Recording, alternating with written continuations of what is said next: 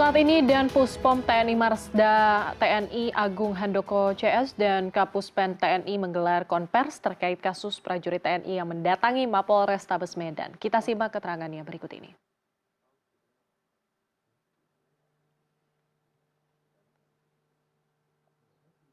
Mal ini Kakumdam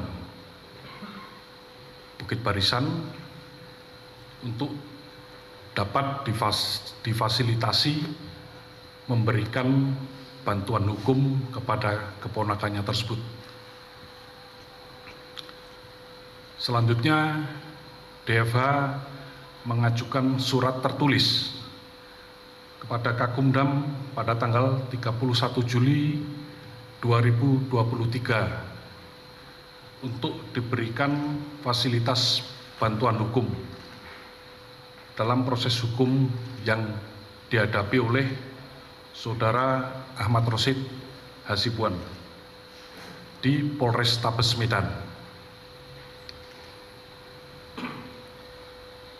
Hal ini dikuatkan dengan surat kuasa dari Saudara Ahmad Rosid Hasibuan kepada tim kuasa hukum sebanyak 14 personil dari Kumdam 1 Bukit Barisan sebagai penerima kuasa yang ditandatangani di atas meterai oleh Saudara Ahmad Rosid Hasibuan. Dan berdasarkan surat perintah dari Kakumdam Bukit Barisan pada tanggal 1 Agustus, jadi sehari setelah permohonan tersebut,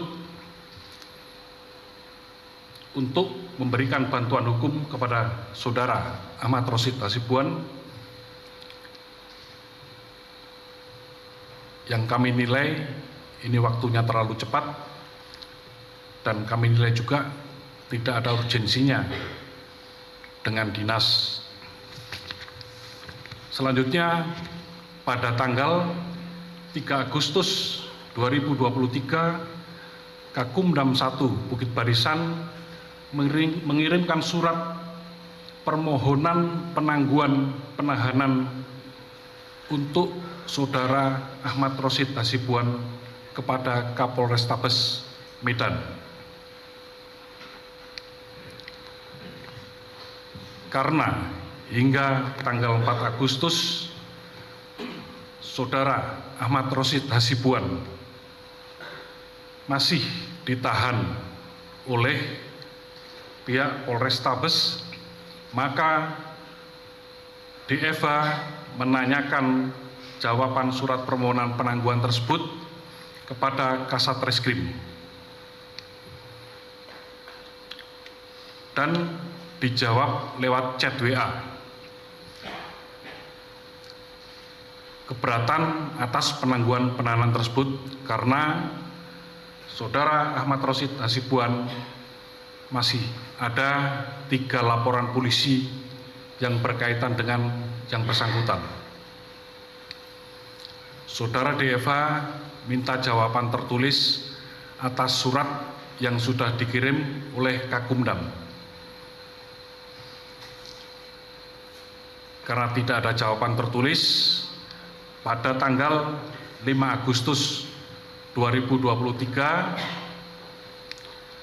DFH bersama rekan-rekannya mendatangi Polrestabes Medan yang akhirnya bertemu dengan Kasat Reskrim yang sebelumnya sempat ditemui oleh Kasat Intel.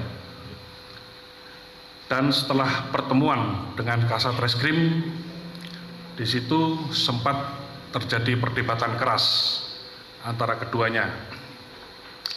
Dan disitulah yang sempat viral di media sosial. Dari kejadian tersebut,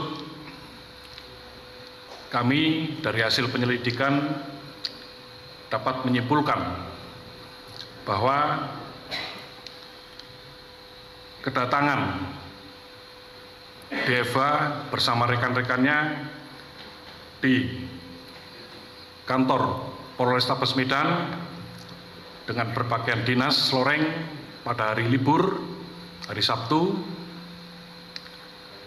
dapat diduga atau dikonotasikan merupakan upaya show of force kepada penyidik Polrestabes Medan untuk berupaya mempengaruhi proses hukum yang sedang berjalan. Ini bisa dilihat dari video yang viral bahwa tidak semua personil yang ada di situ berkonsentrasi untuk mendengarkan duduk persoalan yang sedang diselesaikan. Tapi ada yang berlalu lalang di sekitar tempat mereka berdebat.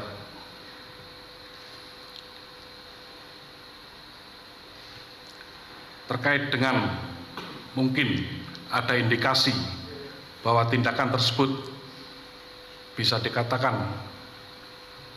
obstruction of justice, kami belum bisa mengarah ke sana. Demikian yang bisa kami sampaikan, mungkin terkait dengan ketentuan-ketentuan hukum, terkait dengan bantuan hukum, mungkin nanti Kababinkum yang akan menjelaskan. Demikian penjelasan dari kami, Puspom TNI. Terima kasih, Puspen. Terima kasih, Komandan Puspom TNI. Selanjutnya saya serahkan ke Kababinkum. Terima kasih Kapuspen. Selamat pagi rekan-rekan wartawan. Pada kesempatan ini izinkan saya akan mengangkat 3 hal. Yang pertama adalah apakah prajurit dan keluarga TNI itu dapat diberikan bantuan hukum apa tidak? Dalam hal ini apakah saudaranya Mayor DHA itu bisa dikasih bantuan hukum apa enggak? Nanti kita lihat. Yang kedua adalah apakah perwira hukum, contohnya seperti saya, dapat menjadi penasihat hukum dan beracara di dalam suatu sidang pengadilan. Terus yang ketiga adalah sebetulnya prosedur dalam pemberian bantuan hukum itu seperti apa? 3 hal ini nanti yang akan saya sampaikan kepada Anda. Yang pertama adalah apakah prajurit dan keluarga itu dapat diberi bantuan hukum? Jawabannya dapat. Mari kita tengok terkait dengan aturannya. Aturannya itu ada di dalam pasal 27 Undang-Undang Dasar 1945, yaitu setiap warga negara bersamaan kedudukannya di dalam hukum dan pemerintahan dan wajib menjunjung hukum dan pemerintahan itu dengan tidak ada kecualiannya. Ini sebetulnya siapapun itu sama kedudukannya di hadapan hukum. Ini biasa disebut dengan equality before the law. Kemudian adalah ada pasal 69 Undang-Undang Nomor 8 Tahun 1981, yaitu Kitab Undang-Undang Hukum Acara Pidana. Jadi sebetulnya tersangka, terdakwa, terpidana itu punya hak untuk didampingi penasihat hukum. Kemudian ada juga pasal 56 Undang-Undang Nomor 48 Tahun 2009 tentang kekuasaan kehakiman. Di sana juga diatur, silakan dicek. Kemudian ada juga pasal 1 Undang-Undang Nomor 16 Tahun 2011 tentang bantuan hukum, yang pada intinya kita dapat punya hak untuk mendapatkan bantuan hukum. Selanjutnya di dalam Undang-Undang 31 Tahun 1997, yaitu peradilan militer, itu diatur di pasal 105, 215 dan pasal 216. Silakan dicek di sana. Kemudian juga ada Undang-Undang TNI, Undang-Undang 34 Tahun 2004. Silakan dicek, nanti saya akan jelaskan ini, yaitu pasal 50 ayat 2 khususnya huruf F. Di sana disebutkan bahwa prajurit dan prajurit siswa memperoleh rawatan dan layanan kedinasan yang meliputi penghasilan A dan seterusnya F, itu adalah bantuan hukum. Kemudian ada juga pasal 50 ayat 3 Undang-undang yang sama, Undang-Undang TNI, yang berbunyi ini: keluarga prajurit memperoleh rawatan kedinasan yang meliputi rawatan kesehatan, pembinaan mental dan keagamaan, C. bantuan hukum. Sehingga tadi bahwa keluarga prajurit dan keluarganya itu punya hak untuk mendapatkan bantuan hukum. Ya, clear kan yang ini pertanyaan pertama. Yang kedua adalah apakah apakah perwira hukum seperti saya dapat menjadi penasihat hukum apa enggak? Dalam hal ini adalah Mayor DHH itu bisa nggak dia menjadi penasihat hukum dan beracara di dalam sidang pemeriksaan atau sidang pengadilan? Ini karena di media kan beredar bahwa TNI itu tidak boleh beracara di sidang kan gitu. Banyak media meliput seperti itu. Pertanyaannya boleh. Karena apa? Karena ada surat edaran Mahkamah Agung. Surat edaran nomor 2 tahun 1971. Yaitu adalah pegawai negeri atau anggota militer yang melakukan pekerjaan sebagai pembela atau penasihat hukum di muka pengadilan. Itu menjadi dasar kita untuk mengikuti, mendampingi di dalam sidang di pengadilan. Kemudian ada juga surat Ketua Mahkamah Agung yang pada intinya adalah memberi izin kepada anggota TNI untuk menjadi pembela atau penasihat hukum. Sehingga clear bahwa perwira hukum itu dengan kualifikasi tertentu mestinya itu dapat beracara di pengadilan. Perwira hukum dapat mendampingi tersangka, terdakwa, terpidana di semua level pemeriksaan. Pertanyaan terakhir adalah bagaimana prosedur dan pemberian bantuan hukum? Mengaca pada Undang-Undang Dasar, kemudian undang-undang yang telah saya sebutkan tadi, di lingkungan TNI termasuk di lingkungan angkatan itu sudah ada peraturan, sudah ada CAP. Di dalam ini ada CAP Panglima TNI yang dikeluarkan pada tahun 2017 dan kemudian juknisnya, petunjuk teknisnya itu 2018, yang kemudian ini diikuti oleh Angkatan Darat, Angkatan Laut dan Angkatan Udara. Yang pada intinya bahwa mengatur mengenai prosedur pemberian bantuan hukum. Salah satunya, garis besarnya bahwa pertama harus ada permohonan dari orang. Orang itu bisa prajurit, orang itu bisa keluarga. Kemudian permohonan ini diajukan kepada Satker di mana dia ada. Contohnya ada anggota Puspen, maka kemudian yang bersangkutan mengajukan permohonan ke Kapuspen. Kemudian Kapuspen akan membuat surat permohonan ke Kababinkum. Kemudian Kababinkum itu akan meneliti perkara itu. Pertanyaannya, kita punya kewenangan nggak? Apakah ini pidana, apakah ini perdata, apakah ini tata usaha negara, atau ini nanti masuknya ke pengadilan agama? Benar nggak pengadilan agamanya? Ataukah justru ini pegawai pengadilan negeri ketika yang bersangkutan, mohon maaf, agamanya non Islam kan gitu. Ini kemudian akan diteliti dan hasil penelitian itu muncul apakah ini akan dibantu apa enggak. Ketika akan dibantu, maka Kumdam atau Kababinkum akan membuat SP kepada perwira di lingkungannya untuk memberikan bantuan. Ya. Dan ketika perwira ini sudah mendapatkan SP untuk memberi bantuan kepada prajurit X begitu, atau Ibu X atau Bapak X begitu, maka kemudian yang mendapatkan SP ini akan menghubungi pemohon awal tadi. Kemudian akan dibuat surat kuasa yang intinya adalah bahwa pemohon tadi memberikan kuasa kepada tim yang ada di dalam SP tadi. Dan ketika sudah ada kuasa, maka kemudian dia baru melakukan langkah-langkah hukum. Apakah pendampingan, apakah kemudian membantu memberi nasihat langkah-langkah tindakan hukum apa yang akan dilakukan, kan begitu.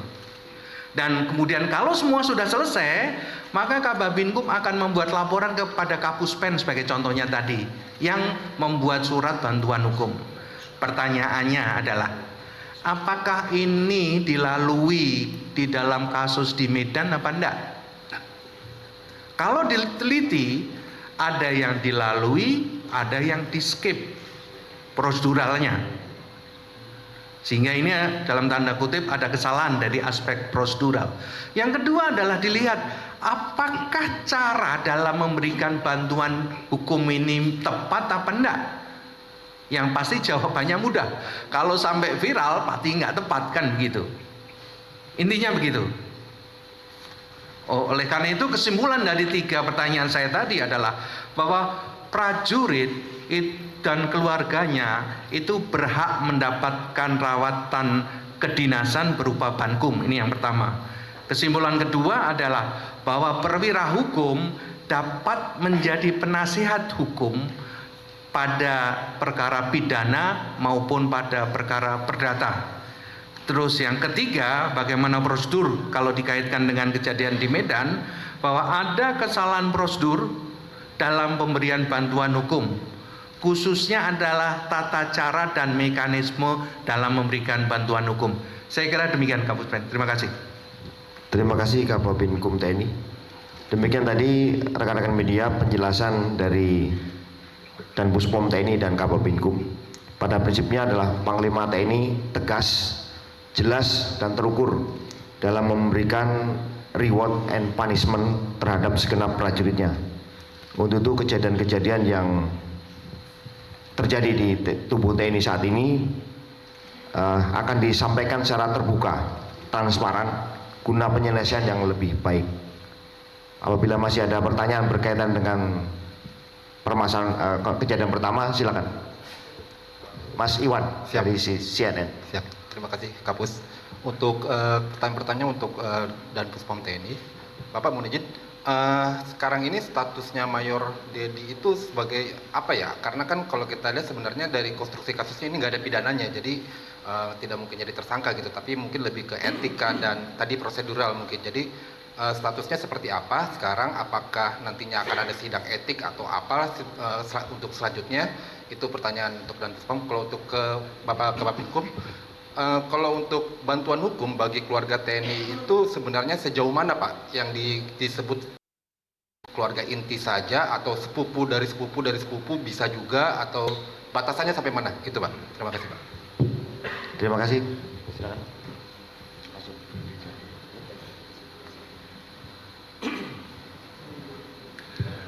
Baik, terima kasih. Jadi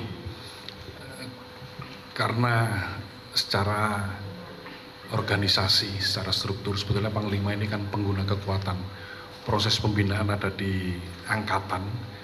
Nanti untuk selanjutnya permasalahan ini akan kita limpahkan kepada TNI Angkatan Darat, dan permasalahan ini akan kita limpahkan ke Puspomat. Demikian. Izin Pak, statusnya itu terperiksa atau apa gitu? Status masih belum kita tetapkan tersangka, nanti tergantung dari Puspomat. Demikian.